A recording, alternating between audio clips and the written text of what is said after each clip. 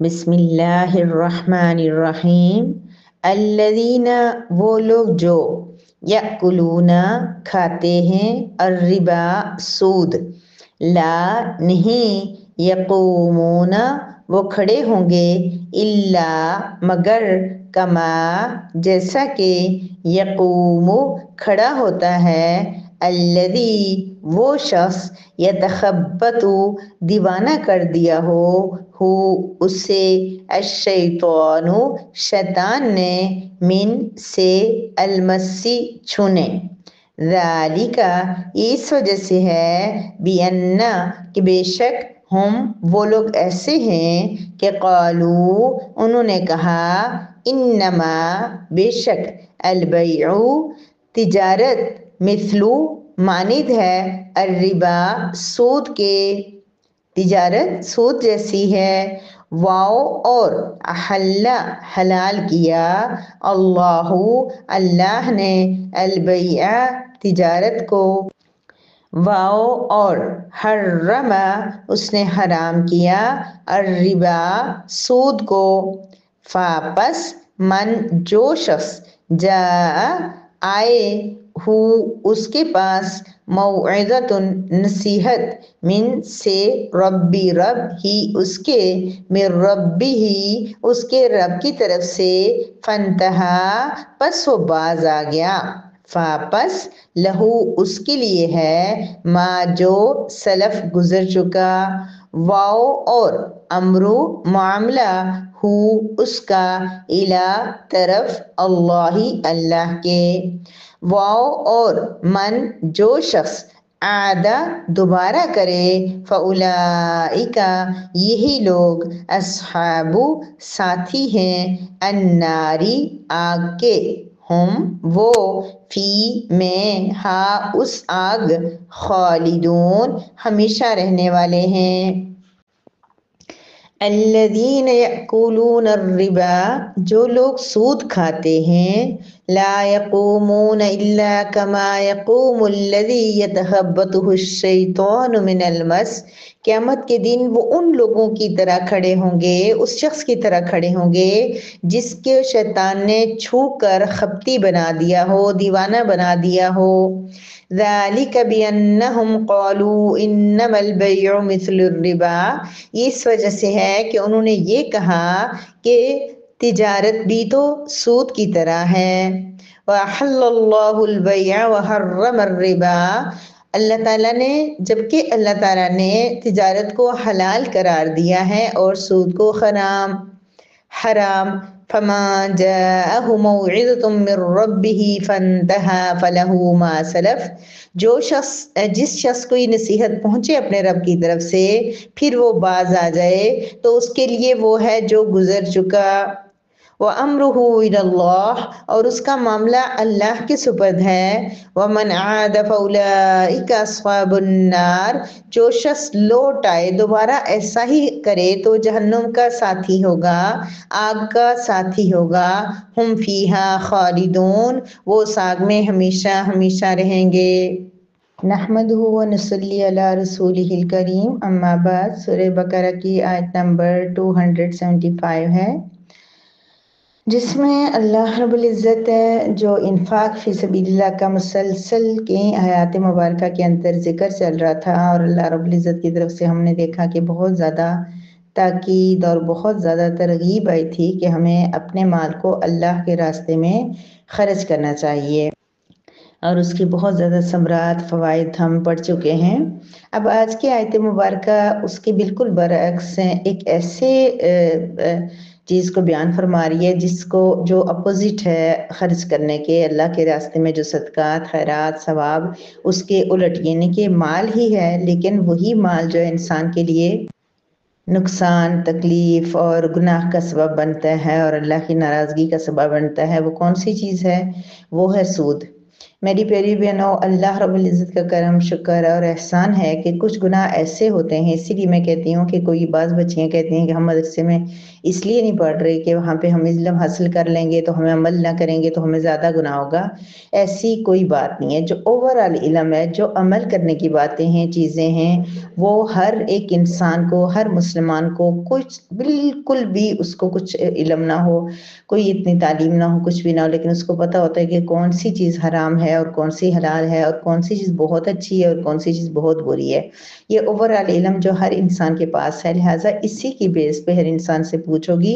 لہٰذا جو بچیاں مدارس میں نہیں جاتی تو کیا ان سے ہی نہیں کہا جائے گا کہ وہ پردہ کیوں نہیں کر رہی تھی، انہوں نے مدرسے میں نہیں پڑھا، یا انہوں نے وہ فلاں کام کیوں کیا ہے کیونکہ مدرسے میں نہیں پڑھی تھی؟ ایسا نہیں ہوگا میری پیاری بہنوں۔ علم جو ہے، وہ علم کا مطلب جاننا۔ جو شخص جان لینا کسی گناہ کے بارے میں تو اس گناہ سے بچنا اس کے لیے ضروری ہوگا، بے شک وہ عالم ہو یا جاہل ہو، عام انسان ہو یا کوئی بہت بڑا بزرگ ہو، کوئی بھی ہو۔ کہنے کا مقصد یہ ہے کہ سود ایک ایسا گناہ ہے کہ جو ہم میں سے کوئی بھی انسان، کم سے کم پڑھا لکھا بھی ہو، زیادہ سے زیادہ پڑھا لکھا ہو، وہ یہ جانتا ہے کہ سود کیا ہے، وہ حرام ہے، اور سود اسلام میں ناپسندیدہ ترین عمل ہے اور اس کی بہت زیادہ سزا ہے۔ اس لیے سود کے بارے میں مزید ہم تفصیل میں نہیں جائیں گے کہ سود حرام ہے، کیوں ہے، کیونکہ اس آیت مبارکہ کے اندر آپ دیکھ لیں گے کہ اللہ رب العزت خود فرمائیں گے کہ احل اللہ البیع وحرم الربا۔ بہرحال سب سے پہلے تو اللہ رب العزت سود خور کے بارے میں ایک بڑی جو ہے نا وعید فرما رہے ہیں کہ جو شخص دنیا میں سود کھاتا ہے، یأکلون الربا، وہ سود کھاتا ہے، وہ سود خود سے کھاتا ہے، خود اس نے کہیں انویسٹ کیے پیسے اور اب اس کو مل رہا ہے، یا اس کے باپ نے یا اس کے دادا نے یا کسی نے بھی وہ پیسے انویسٹ کر لیے لیکن اس کو فائدہ اب اس کو مل رہا ہے، وہ سود کے پیسے کھا رہا ہے۔ وہ کسی بھی طرح سے ہیں، کسی بھی ذریعے سے ہیں، کسی بھی جو آج کل جو ہے سود کے مختلف نام رکھ لیے گئے، اسے کوئی نفع کا نام دے دیے گئے، کوئی کچھ، کسی بھی طرح کا سود ہے وہ کیا ہے، وہ حرام ہے۔ اور اسی کے بارے میں اللہ رب العزت یہ فرما رہے ہیں کہ جو شخص سود کھاتا ہے وہ ایسے قیامت کے دن کھڑا ہوگا جیسے کہ کسی انسان کو شیطان نے چھو کر خپتی بنا دیا ہو۔ کیسے کہ جیسے مطلب جس طرح کے جب قیامت میں یا قبر میدان حشر میں ہوگا یا قبر سے اٹھے گا تو تب وہ اس طرح ہوگا جیسے کہ کوئی انسان جس کو بالکل جو ہے نا وہ شیطان نے مس کر کے چھو کے اس کو پاگل بنا دیا ہو، خپتی بنا دیا ہو، دیوانہ بنا دیا ہو۔ تو اس کا مطلب یہ کہ شیطان، یہ جنات وغیرہ اگر کسی انسان کے ساتھ چمٹ جائیں تو اس کو نقصان پہنچاتے ہیں۔ انسان بعض اوقات جو ہے وہ بے حال ہو جاتا ہے اور بعض اوقات وہ بے ہوش بھی ہو جاتا ہے، بعض اوقات خپتی اور دیوانہ بھی ہو جاتا ہے، یہ ساری چیزیں ہوتی ہیں۔ تو بہرحال شیطان نے اس کو چھو کے کیا کر دیا، دیوانہ بنا دیا، یعنی اس قدر مطلب وہ بدخواسی کے عالم میں ہوگا، بدخواس ہوگا، پاگل دیوانہ ہوگا، لیکن وہ بے ہوش نہیں ہوگا۔ وہ ایسا نہیں ہوگا کہ اس کو تکلیف کا احساس نہ ہو، بلکہ وہ اس فیل کر رہا ہوگا، اس درد کو، اس تکلیف کو، اس بے چینی کو، اس پاگل پن کو محسوس کر رہا ہوگا۔ اور یہ بھی ہو سکتا ہے کہ اس سے مطلب دنیا میں بھی ہے کہ دنیا میں بھی جو لوگ سود خور ہوتے ہیں، وہ جو اسٹاک ایکسچینج وغیرہ ان کی ہوتی ہیں، ان کے اندر وہ پاگلوں کی طرح حرکتیں کر رہے ہوتے ہیں، چیخ رہے، چلا رہے، یہ کرو، وہ کرو، ان کو لگاؤ، ان کو دو، ان کو کرو، اس طرح کی ان کو دنیا میں بھی ایسی کنڈیشن کا سامنا کرنا پڑ سکتا ہے، کیونکہ اللہ رب العزت یہ فرما رہے ہیں کہ جو شخص سود کھاتا ہے وہ ایسے اٹھے گا جیسے کہ ایک بالکل مفلوق الحال پاگل دیوانہ انسان ہوتا ہے۔ شیطان نے اس کو دیوانہ کر دیا، یہ تو ایک سزا بیان ہوئی، یعنی کہ اللہ پاک فرما رہے ہیں کہ وہ بہت بری حالت میں ہوگا۔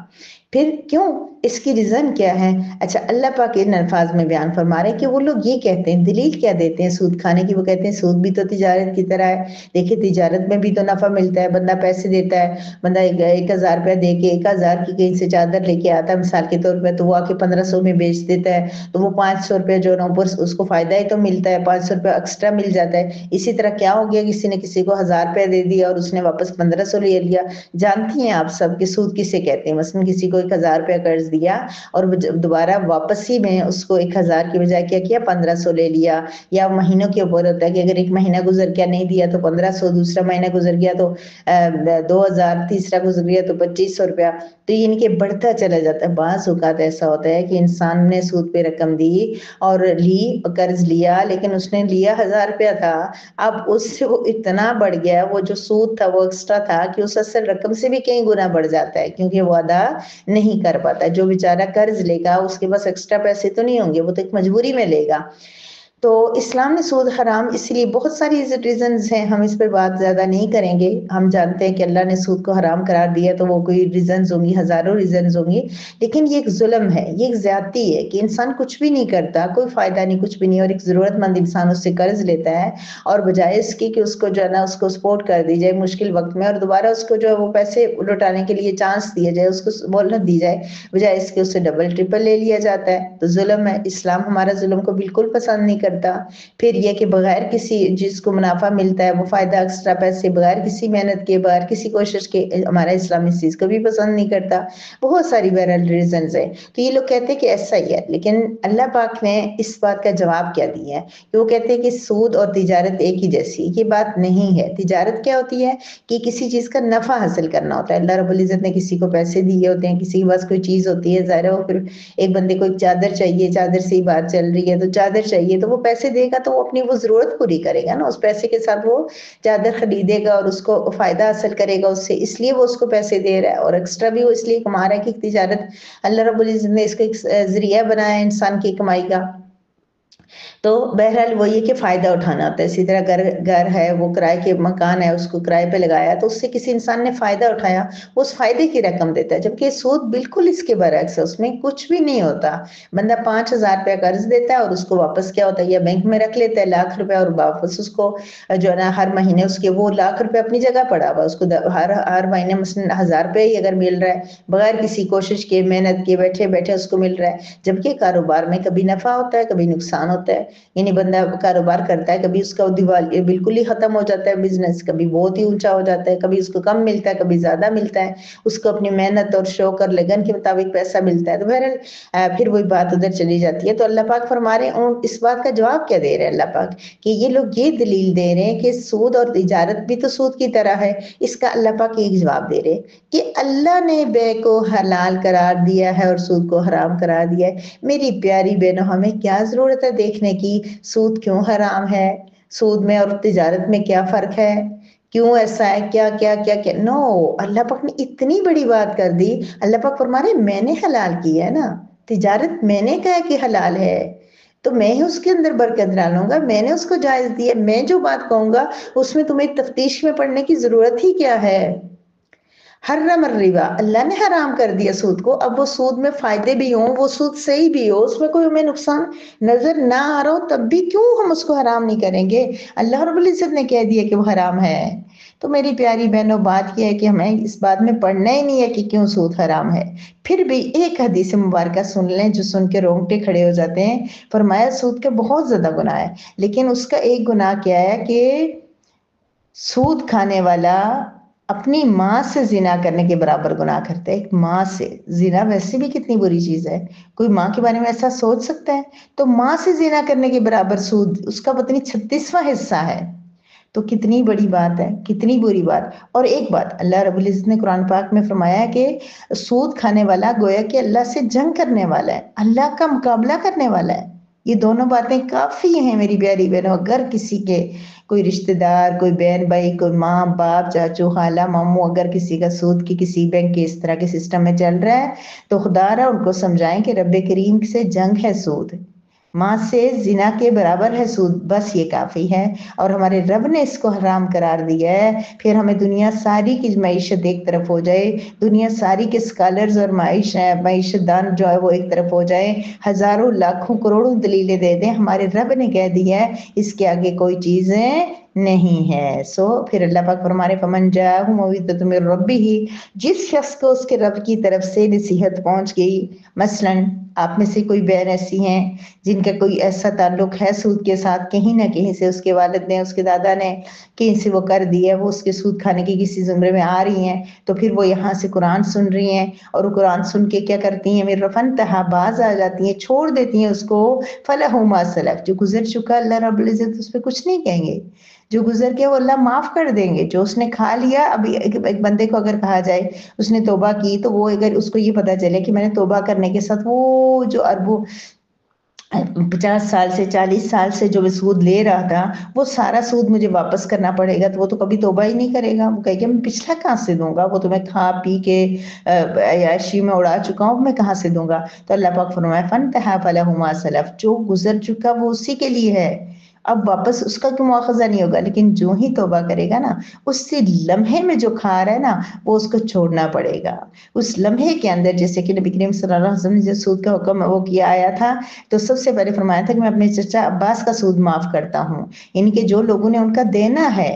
अभी देना है, वो हजारों है लाखों है, जितना वो उनको नहीं लेगा उससे, कहेगा मेरी असल रकम मुझे दे दो, सूद नहीं लूंगा, उसके बाद बाज आना होगा। पिछला मा सलफ गुजर गया वो अल्लाह रब्बुल इज्जत उसको माफ कर देंगे, ताकि इंसान इस गुनाह से तौबा करे। वम्रुहु इलल्लाह, लेकिन फिर फरमाया उसका मामला अल्लाह की तरफ है, अल्लाह जाने और वो जाने, अल्लाह उसको माफ करना चाहे तो माफ करेंगे, खुदा न खास्ता अल्लाह पाक उससे सख्त नाराज है, उसको कोई सजा भी देना चाहे तो अल्लाह की मर्जी, उसका मामला बहरहाल अल्लाह के जिम्मे, हम कुछ नहीं कह सकते। अल्लाह माफ करने वाली जात है, लेकिन मामला उसका, उसकी नीयत, उसने सच्चे दिल से सूद की तौबा की है नहीं की है, छोड़ रहा है नहीं छोड़ रहा है। अभी हो सकता है बंदा कहे अच्छा हर वक्त कहे अच्छा अभी ये मेरे लाखों रुपए आ रहे हैं, ये लेके मैं कल तौबा करूंगा, तो ये तो माफ नहीं होगा ना। सच्ची तौबा तो ये होगी कि जिस वक्त तौबा करे, जिस वक्त ख्याल दिल में आया तभी से सब कुछ छोड़ दे। वमन आदा फउलाइका अस्हाबुन नार, अल्लाह रब्बुल इज्जत माफ फरमाए जो दोबारा करने लगे, एक दफा तौबा की फिर सूद के अंदर घुस गया, फिर ले लिया, फिर नफा हासिल कर दिया, तो ये लोग जहन्नुम के साथी हैं, जहन्नुम के अंदर जाएंगे। अस्हाबुन नार, मुसलमान हो या काफर,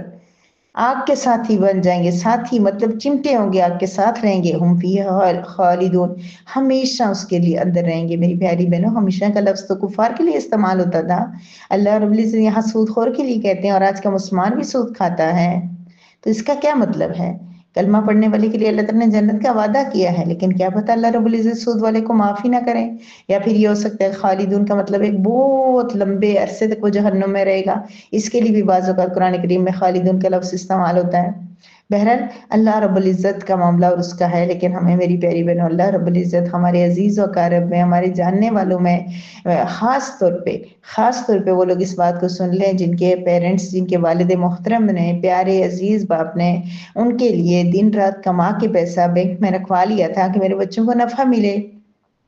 नहीं इतनी समझ थी, उनसे ये गुनाह हो गया, गलती हो गई, उस वक्त उनका वक्त गुजर गया, वो चले गए। अब उनकी औलाद उस सूद पे सूद खाई जा रही है, ठीक है। तो उनके वालिद को कितना गुनाह हो रहा होगा, उनकी माँ को कितना गुनाह हो रहा होगा, उनके दादा को कितना गुनाह हो रहा होगा, जिसकी वजह से वो इस मैं तो मेरी प्यारी बहनों फिर उनको चाहिए कि वो इस गुनाह से बाज आ जाएं, ताकि उनके अबू अजदाद जो इस गुनाह की वजह से उनके अभी तक सजा, वहाँ उस सजा से